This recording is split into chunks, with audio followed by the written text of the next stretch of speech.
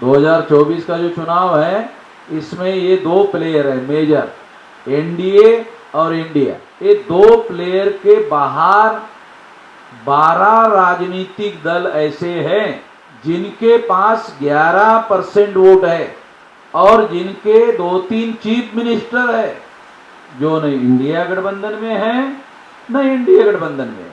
अब ऐसे सिचुएशन में हम लोग तीसरा मोर्चा गठित करने की दिशा में आगे बढ़ रहे हैं। तो इसके पहले जितनी बार भी सेंटर में गवर्नमेंट बनी तो तीसरे मोर्चे के सपोर्ट के बगैर गवर्नमेंट नहीं बनी।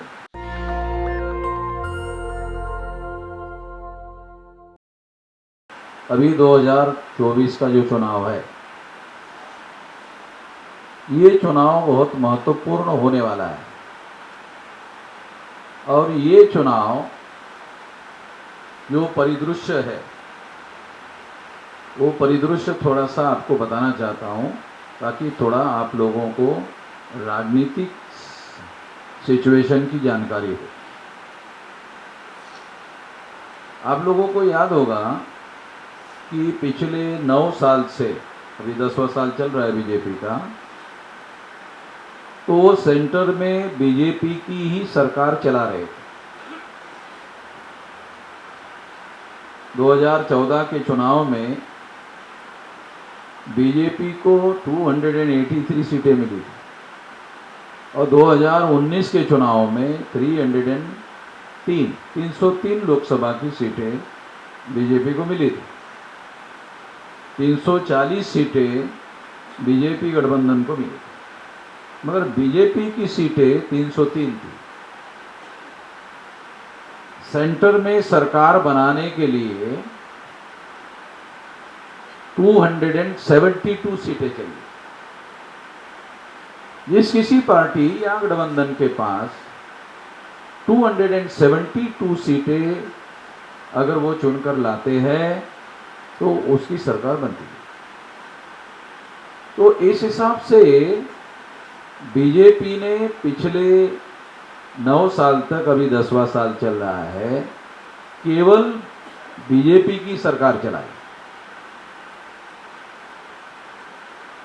340 सीटें हैं 2019 के लोकसभा में, इसका मतलब है 37 मेंबर पार्लियामेंट बीजेपी गठबंधन के दूसरे पार्टी के लोग थे, मगर सरकार उन्होंने बीजेपी की चलाई। थोड़ा आप लोगों को पॉलिटिकल सिनेरियो समझ में आ जाए और बातों को समझ में आ जाए, ये समझना पॉलिटिकल मैच्योरिटी के दृष्टि से बहुत ज़रूरी है। इसलिए ये बात आपको बता रहा हूँ। जैसे ही इंडिया गठबंधन बना, इंडिया गठबंधन की अभी तक 3 मीटिंगें हो गई है। पहली मीटिंग नीतीश कुमार के पहल पर बिहार में हुई, जिसमें 16 पार्टी के लोग हाजिर थे। मेन पार्टी कांग्रेस थी राष्ट्रीय स्तर पर। दूसरी मीटिंग उनकी कर्नाटक में हुई। कर्नाटक में कांग्रेस की सरकार थी अभी चुनाव में, वहाँ मीटिंग हुई तो वहाँ पर 24 पार्टी के लोग हाजिर थे। बॉम्बे में मीटिंग हुई तीसरी, उस मीटिंग में 28 पार्टी के लोग इंडिया गठबंधन में सहभागी हुए। जैसे ही इंडिया गठबंधन बना, इंडिया गठबंधन बनने के बाद बीजेपी के लोगों को ऐसा लगा कि शायद बीजेपी अकेले चुनाव लड़ने की जो तैयारी कर रही है, इंडिया गठबंधन बनने के बाद हम लोग अकेले चुनाव लड़कर जीत नहीं सकेंगे। ये बात जब उनके समझ में आई तब नरेंद्र मोदी ने एनडीए गठबंधन की बात करना शुरू किया। ये बदलाव देखो कैसा, ये बारीकी से आपको समझना है। ये बदलाव हुआ, ये बदलाव निश्चित रूप से इंडिया गठबंधन बनने के बाद हुआ। इंडिया गठबंधन बनने की वजह से नरेंद्र मोदी को ऐसा लगा कि इंडिया गठबंधन के सामने अकेले बीजेपी चुनाव जीत नहीं सकती, इसलिए हमें भी गठबंधन बनाकर चुनाव लड़ना चाहिए, तब उन्होंने 38 पार्टियों का जो एनडीए गठबंधन है, NDA national democratic alliance, NDA, ये अटल बिहारी के समय में, अटल बिहारी अडवाणी के समय में बना हुआ गठबंधन था, जिसका नाम एनडीए था। और जो आज का इंडिया गठबंधन है उसका भी अलग नाम था, उसका नाम यूपीए था, यूनाइटेड प्रोग्रेसिव अलायंस। तो यूनाइटेड प्रोग्रेसिव अलायंस को चेंज करके उन लोगों ने अभी इंडिया गठबंधन बनाया, और उस इंडिया गठबंधन में अभी 28 पार्टी के लोग सहभागी है। और इस बात को ध्यान में रखते हुए भारतीय जनता पार्टी ने अपना एक अलग एनडीए गठबंधन 38 पार्टी का बनाया। ये मेन प्लेयर है 2024 के चुनाव के। 2024 का जो चुनाव है इसमें ये दो प्लेयर है मेजर, एनडीए और इंडिया। तो ये दो प्लेयर हैं, ये दो प्लेयर के बाहर बहुत इंपॉर्टेंट बात है जो आपको जानकारी होनी चाहिए। ये दो प्लेयर है, ये दो प्लेयर के बाहर 12 राजनीतिक दल ऐसे हैं जिनके पास 11% वोट है, और जिनके 2-3 चीफ मिनिस्टर है जो न इंडिया गठबंधन में है न इंडिया गठबंधन में। फॉर एग्जाम्पल, तेलंगाना का जो चीफ मिनिस्टर है वो किसी गठबंधन में नहीं है। ओडिशा का जो चीफ मिनिस्टर है पटनायक, वो भी किसी गठबंधन में नहीं है, था मगर अभी नहीं है, बाहर आ गया। ऐसे 12 दल है, और उन 12 दलों के पास, और वो इंपॉर्टेंट दल है, उनके आप लोग हैरान हो जाओगे 55 मेंबर पार्लियामेंट है। इसका मतलब है सेंट्रल गवर्नमेंट बनाने में उनका मेजर रोल हो सकता है। दूसरी महत्वपूर्ण बात मैं आप लोगों को बताना चाहता हूं, क्योंकि अगर मान लो आपको देश के पॉलिटिकल सिनेरियो की जानकारी नहीं है तो ऑल इंडिया में हमें क्या करना है वो समझ में नहीं आएगा, इसलिए आपको बता रहा हूं। तो ये 12 पार्टी के जो लोग हैं जिनके पास 2-3 चीफ मिनिस्टर है और 55 मेंबर पार्लियामेंट है, इनका कोई गठबंधन नहीं। ये 12 पार्टी के लोग हैं, मगर 12 पार्टी के लोगों की विशेषता क्या है? ये 12 पार्टियों की विशेषता क्या है? ये दोनों इंडिया गठबंधन और एनडीए गठबंधन के बाहर है, केवल ये विशेषता है। मगर वो सारे लोग इकट्ठा नहीं है, वो सारे लोगों ने मिलकर कोई गठबंधन बनाया हो ऐसा नहीं है। ये पॉलिटिकल सिनेरियो में बहुत इंपॉर्टेंट बात है। अब हम लोग प्रयास कर रहे हैं, एक तीसरी इंपॉर्टेंट घटना होने के बाद में हम प्रयास कर रहे हैं तीसरा मोर्चा गठित करने। हम इसको तीसरा नाम क्यों दे रहे हैं? इसका चौथा नाम भी होना चाहिए था। इसको चौथा नाम ऐसा कहा जा सकता था कि जब 12 दल के लोग जिनके पास अभी 55 मेंबर पार्लियामेंट और कई मुख्यमंत्री है, तो हमको चौथा गठबंधन का नाम दिया जाना चाहिए था। मगर हम लोग तीसरा क्यों कह रहे हैं? क्योंकि वो 12 दल के लोगों का कोई भी गठबंधन नहीं, वो यूनाइटेडली नहीं है, कोई इकट्ठा बात नहीं कर रहे, हो इकट्ठा चुनाव नहीं लड़ रहे। तो इस तरह से ये एक इम्पॉर्टेंट डेवलपमेंट जो है राजनीतिक सिनेरियो में, ये बात हम लोगों को समझना होगा। अब ऐसे सिचुएशन में हम लोग तीसरा मोर्चा गठित करने की दिशा में आगे बढ़ रहे हैं।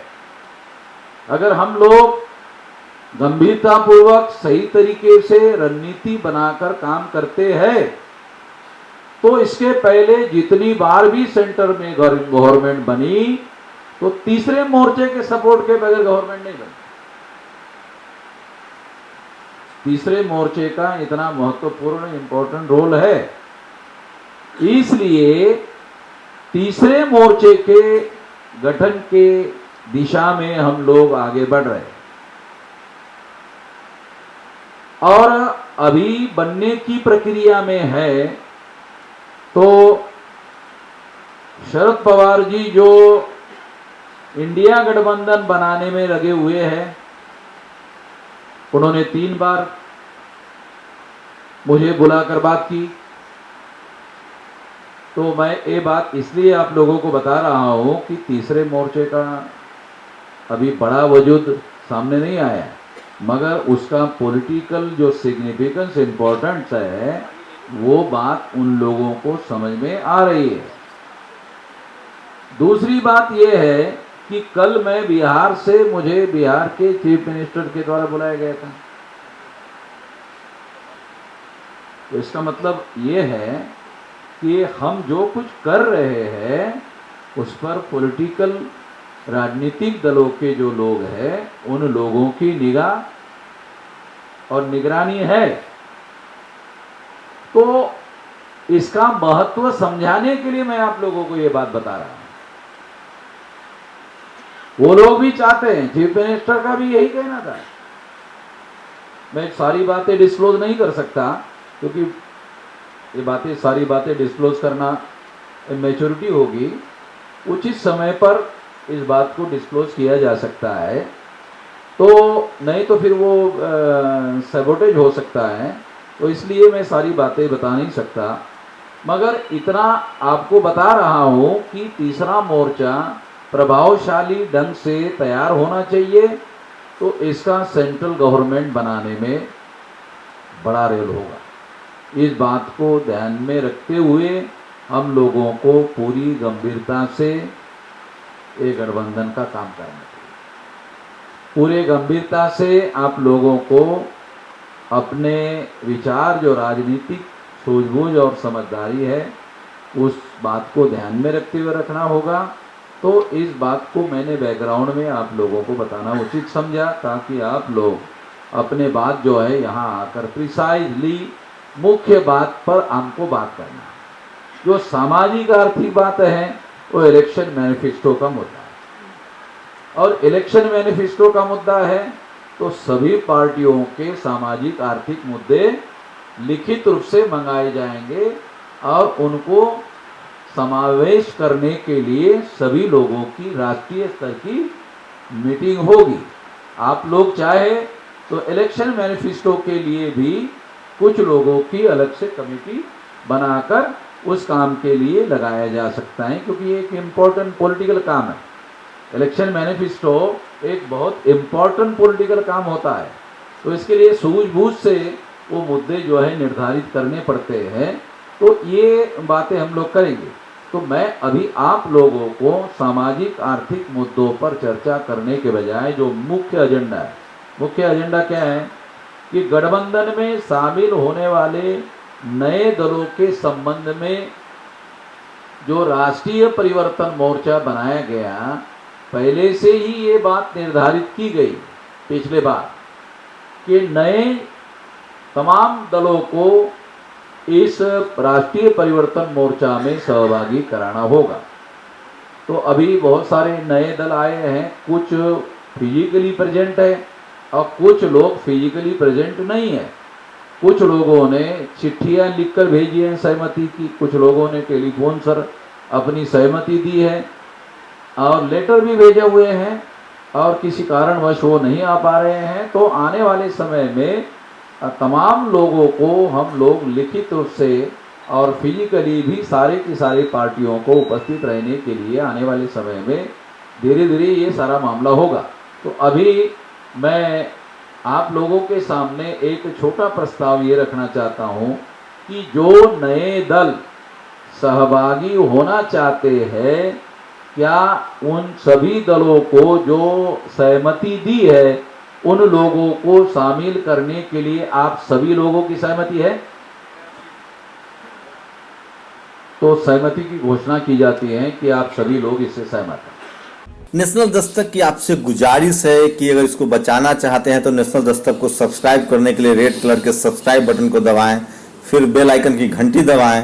नेशनल दस्तक को बचाने के लिए बहुत जरूरी है कि हर खबर को शेयर करें, लाइक करें, कमेंट जरूर करें।